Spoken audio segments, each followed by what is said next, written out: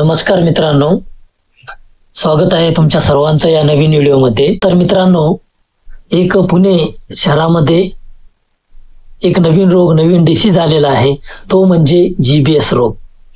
मित्रांनो, हा जीबीएस रोग त्याची साथ चालू झालेली आहे असे आपण पुन्हा ऐकत आहोत.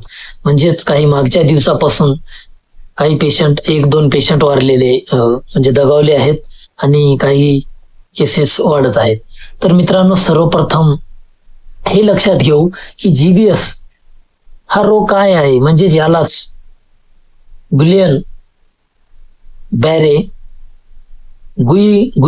बॅरी हे अशा पद्धतीने वेगळ्या नावाने आपण संबोधत आहोत. मित्रांनो, गुइलन बॅरे असं सुद्धा त्याला म्हणू शकतो आपण.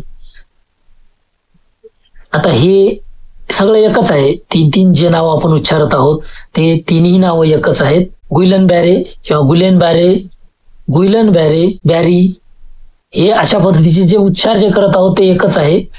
तर नेमकं जीबीएस गुइलन बॅरे सिंड्रोम हा जो रोग आहे मित्रांनो, ऍक्च्युअली हा बॅक्टेरियल डिसीज बॅक्टेरियापासून होत असतो. तर मित्रांनो, बॅक्टेरिया हा कोणता, तर कॅम्पिलोबॅक्टर जेजुनी हा बॅक्टेरिया मित्रांनो नेमकं कुठे असतो, तर हा बॅक्टेरिया असतो बर्डच्या, ॲनिमलच्या विष्ठेमध्ये किंवा त्यांच्या शरीरावर त्यांच्या थ्रू येत असतो. पण मानवाच्या शरीरात तो कुठून येत असतो, तर तो येत असतो मित्रांनो अशुद्ध अन्न आणि अशुद्ध पाणी या मार्फत तो मानवाच्या शरीरात जात असतो. तर मित्रांनो, हा शरीरात गेल्यानंतर त्याची सगळी प्रोसेस केल्यानंतर म्हणजेच आपली प्रतिकारशक्ती जेव्हा किल करण्यासाठी जेव्हा प्रतिकारशक्ती आपली जागृत होत असते, तेव्हा त्या प्रतिकारशक्तीमध्ये जास्तीची प्रतिकारशक्ती वापर झाल्यामुळे त्या प्रतिकारशक्तीचा दुष्परिणाम आपल्यावर होणे म्हणजेच ही जीबीएस सिंड्रोम आहे.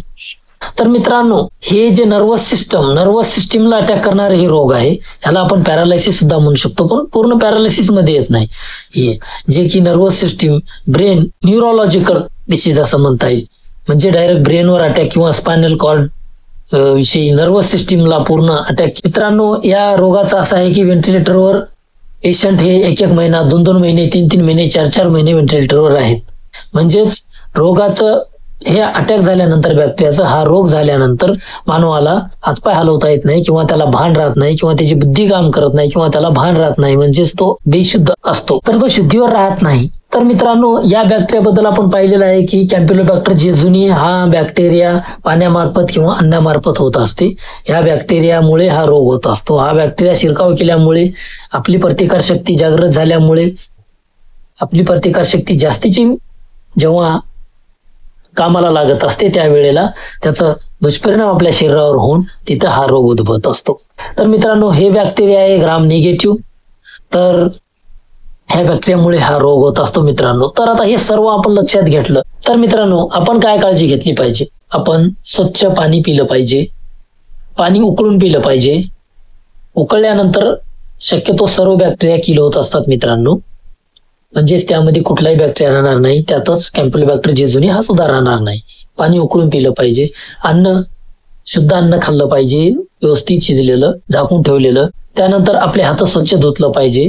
हे आपले जे स्वच्छतेचे नियम आहेत मित्रांनो, ते आपल्याला त्या रोगापासून वाचवू शकतात. तर मित्रांनो, याच रोगापासून नाही, आपल्याला कुठल्याही रोगापासून वाचायचं असेल तर आपण हात धुणे, स्वच्छ वागणे, वेगवेगळ्या पद्धतीचे आपण स्वच्छतेचे नियम म्हणजे जे रुटीन मध्ये आहेत ते स्वच्छतेचे नियम पाळू शकतो. तर मित्रांनो, आता असा प्रश्न उद्भवतो की हा रोग एखाद्याला झाल्यावर दुसऱ्याला असा पसरतो का, खोंकल्यामुळे, शिंकल्यामुळे. तर असं मुळीच नाही मित्रांनो. नेमकं त्या व्यक्तीला त्या अन्न आणि पाण्यातूनच ह्याचा शिरकाव होत असल्यामुळे त्या मार्फतच ह्या शरीरात जाणारा बॅक्टेरिया आहे. एखाद्याकडे डायरेक्ट तो पसरणार नाही. पसरतही असेल तर त्या पेशंटचं फिकल कंटॅमिनेशन मित्रांनो, त्याच्या विष्ठा पाण्यामध्ये जाऊन, पाणी एखाद्या व्यक्तीच्या पिण्यामध्ये येऊन तेव्हा ते रोग उद्भवू शकतो. म्हणजे डायरेक्टली असं पर्सन टू पर्सन होत नाही, तर bacteria person to person transfer होऊ शकतो. तेही अशा पद्धतीने जे मी सांगत आहे की वॉटर किंवा फूड थ्रूच तो पसरत असतो. म्हणजे एखाद्याला शिवलं, एखाद्याला पकडलं, अशा पद्धतीने हा रोग होत नाही. शक्यतो झाल्यानंतर माणसाला व्हेंटिलेटर किंवा अतिशय विकनेस, संडास, उलट्या ह्या रोगाचे मुख्य लक्षणे असू शकतात. त्यामुळे शक्यतो पेशंट हे दवाखान्यातच ऍडमिट होत असतो, जास्ती करून पर्सन टू पर्सन त्याचं कॉन्टॅक्ट येत नाही, आलंच तरी त्या कॉन्टॅक्टमुळे तो होत नाही. तर मित्रांनो, ह्याचे जे लक्षण आपण सांगितलं की उलटी होणे, मळमळ होणे, संडास लागणे, अशक्तपणा वाटणे, एकदम अशक्तपणा वाटणे, थकवा येणे, अशा प्रकारचा रोग होण्याची शक्यता असते. तर मित्रांनो, आता आपण जे पाहिलं जीबीएस बद्दल थोडक्यात माहिती, तर आपण पुन्हा भेटूया दुसऱ्या व्हिडिओमध्ये ते दुसरी माहिती घेऊन.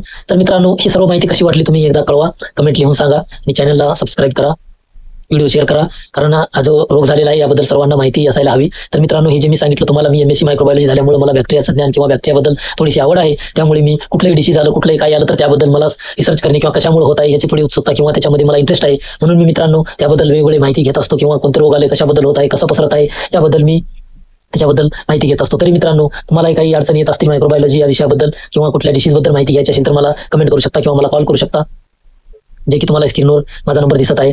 तर मित्रांनो, पुन्हा भेटूया दुसऱ्या व्हिडिओमध्ये. तोपर्यंत नमस्कार.